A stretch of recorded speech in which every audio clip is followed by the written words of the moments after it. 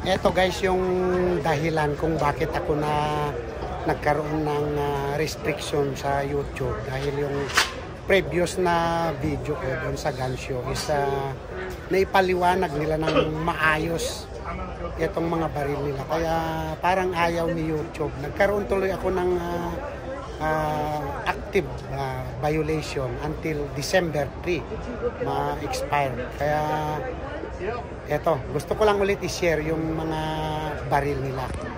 Kung makita nyo itong mga rifle nila is ito, napakaganda. Ito yung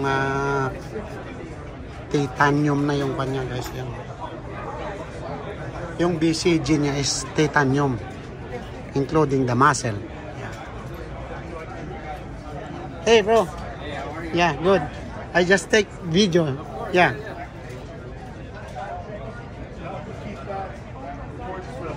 Itong mga baril nila guys, ito yung mga lower nila is I think ito mga ambidextrous lower ito makita nyo.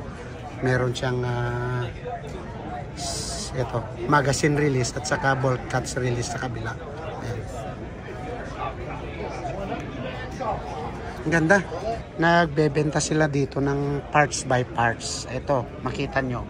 Kahit yung mga maliliit na parts nandito. Ayan, pati yung... Hey, sir. How you doing? Yeah, good. I just want to share again your Excellent. your guns because I know this is one of the favorites now in the Philippines. Yeah. Especially the 9mm. Yeah. Okay. Maganda guys itong production nito, itong mga product nila is talagang US made ito. Dito nila manufacture dito sa Nevada.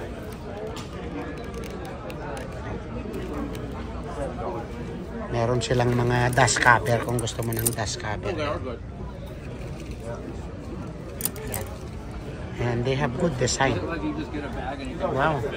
Napakaganda ng kwan nito ha. Ito ambidextrous lower din siya. Ayan, makita niyo.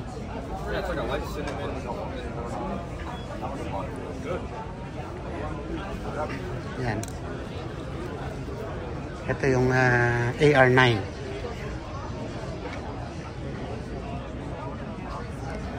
Thank you, sir.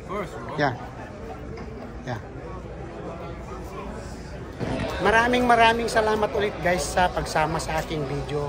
Sana wag mong kalimutan mag-subscribe at pakipindot mo na rin yung notification bell.